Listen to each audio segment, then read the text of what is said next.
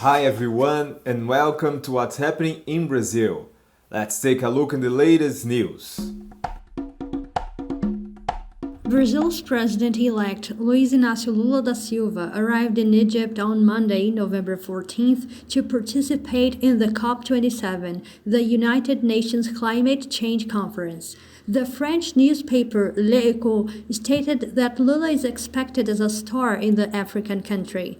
There are huge expectations due to the resumption of environmental preservation policies practically abandoned during Jair Bolsonaro government. Lula will meet Antonio Guterres, Secretary-General of the UN, the Egyptian president, and leaders of other countries who are interested in collaborating to combat deforestation. During his speech at the event, Letter to the Amazon, Lula said he will request for the next COP in 2025 to be hosted by Brazil in the Amazon. Quero dizer que não existe dois planetas Terra. Somos uma única espécie chamada humanidade. E não haverá futuro enquanto continuarmos cavando um poço sem fundo de desigualdades entre ricos e pobres. Estou aqui hoje para reafirmar o inabalável compromisso do Brasil com a construção de um mundo mais justo, mais humano e mais solidário. Last week, Rosângela Lula da Silva, married to the president-elect Luiz Lula da Silva, suffered misogynist attacks from part of the media. Known as Janja, the sociologist had an important role during the presidential campaign and will be responsible for the inauguration ceremony on January 1st, 2023. The first attack came from a Global News journalist, the news channel of Brazil's largest media conglomerate. Eliane Catanhede said that there were people bothered by Janja's political participation. However, she didn't explain who were bothered. Her comment had repercussions among many public personalities, such as former President Dilma Rousseff. In her social media accounts, Dilma said, quote, "To demand from first ladies that they be silent is to reproduce the worst of misogyny and sexism. Janja must be respected. Women can be whatever they want to be. It applies to journalists, militants, or first ladies. It applies to all of us, women." End quote.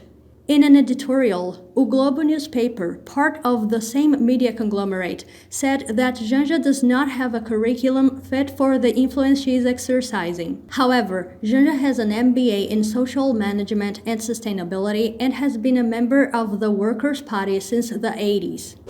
On November 11th, Brazil's labor reform completed 5 years since it came into effect.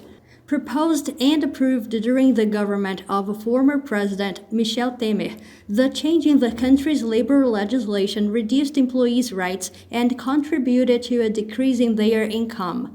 Proposing to reduce the costs of hiring employees and generate more jobs, which never happened, the reform ended up worsening labor relations and encouraging outsourcing. It also made it more difficult for workers to access the labor court and reduced the union's power in negotiations. President-elect Luiz Lula da Silva promised in a letter made public days after the second round to build a new labor legislation that guarantees minimum rights and salaries for a dignified life. Although the number of people infected by COVID-19 has decreased compared to previous years, the disease is still circulating among the Brazilian population and causing deaths. Vaccination keeps being the best way to prevent new outbreaks from happening, particularly with year-end celebrations getting close. Another virus that has been worrying people in Brazil is the monkeypox virus, which despite not being as serious as smallpox, has already caused 8 deaths in the country. The COVID-19 virus is still among us. Although serious cases and deaths are decreasing, it is necessary to continue mass vaccination of the population to prevent new outbreaks. In Rio de Janeiro state alone, there are more than 900 new cases. With the year-end celebrations getting close, experts are worried and have already prepared for the possibility of a rise in COVID cases. A gente sabe que We know that natural immunity is temporary. Data points out that, even when a virus infects us, we won't be immune forever. After some time, we become vulnerable to the disease again. So, if the virus remains, we lose our immunological memory, whether natural or due to vaccination. We still don't know for how long booster doses protect us. According to the researcher, adherence of the adult population to booster doses was below expected. Also, several factors resulted in a low children vaccination coverage against COVID. nós tivemos We left a lot to be desired when informing about COVID-19 vaccines. We had a lot of mismatched information, communication noise, and false information shared with people, which caused a lot of confusion, apprehension, and concern about the vaccines. In the end, when we were going to vaccinate the last group of people allowed to be vaccinated, kids between 3 and 4 years old with CoronaVac and 6-month-old babies with Pfizer vaccines, we had to deal with shortage problems. Another virus that has caused concerns is monkeypox. It has already caused 3 deaths in the state of Rio de Janeiro. Smallpox was eradicated in Brazil in the 80s thanks to vaccination. A vacina da monkeypox. The monkeypox vaccine is quite similar to the smallpox vaccine, so much so that we are using it to protect people against monkeypox. A small amount of this vaccine was purchased. 9,000 doses have already arrived in Brazil. Of course, it's a very small number of doses, so we must decide who's eligible to take them. Likely, we won't vaccinate massively against this disease because it spreads very slowly and kills very few people. In today's Culture Talk, we will talk about the trajectory of an emblematic name of the black movement in Brazil, Luiz Gama. In 2022, it celebrated 104 years since he died. Sold as an enslaved man by his own father, Gama studied law by himself and fought to end slavery in Brazil. Nós não estamos aqui hoje, senhores, para julgar homem que quebrou uma lei. Nós estamos aqui hoje para julgar as próprias leis. Words were the main weapon Luiz Gama used against slavery in Brazil.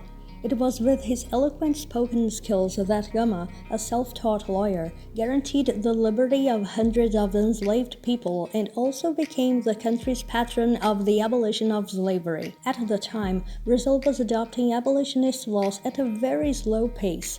He took advantage of openings in Brazil's legal system to guarantee rights to enslaved people. Luiz Gama, além dele ser advogado. In addition to being a brilliant lawyer, it's estimated that Luiz Gama freed more than 500 enslaved people, which is a huge inspiration. He contributed to making society see black people as human beings. He criticized the society and contributed to changing the world where he lived. Luiz Gama was born in 1830 in Salvador, Bahia's capital city in northeast Brazil. He was the son of an enslaved woman called Luísa Maim and a Portuguese nobleman about who he didn't like to talk. His father sold him when he was 10. Gama was an enslaved man until he was 17. Tinha uma pessoa que se considerava o meu dono. Pai! Pai! Eu sei o que é ser tratado como uma coisa. In contact with a young lawyer, he learned to write and read and attempted to study at Largo do São Francisco Faculty of Law in the city of São Paulo. However, the doors were closed to him due to racism. Mas por que você está aqui? Eu vim garantir justiça. Então estamos do mesmo lado. Acho que não. It was through books that Luiz Gama overcame the disappointment of not being allowed to study law. He studied hard, learned the laws, and in a short time was already a lawyer. The first cause he won was for his own benefit. He managed to prove to judges that he should never have been enslaved. When Gama was born, sons and daughters of enslaved people who were freed were themselves free people. Also, in the year following his birth, 1881, the traffic of enslaved people through the Atlantic Ocean was prohibited. Gama dedicated his law career to enforcing laws. Ele vai compreendendo Little by little, he learned how to fight against slavery using the Brazilian legislation of the time. Through the legislation, he identified who were the enslaved black men and women who entered Brazil after the enactment of this law and used this mechanism as a legal argument. Through the texts Gama wrote to newspapers, he confronted the country's status quo. Public recognition has come late. 140 years ago, he died without seeing the end of slavery, something for which he struggled hard to abolish. Just in 2015, a century later, he was recognized by the Brazilian Bar Association as a lawyer. In 2021, the University of São Paulo, which rejected Gama as a student, awarded him an honorary doctorate degree. O mais importante é estudar Luiz Gama. I think that the most important thing is to study Luiz Gama, to understand him and show students, whether undergraduate or high school students, how important he was. It's crucial to understand from a very young age who he was and why he was so important.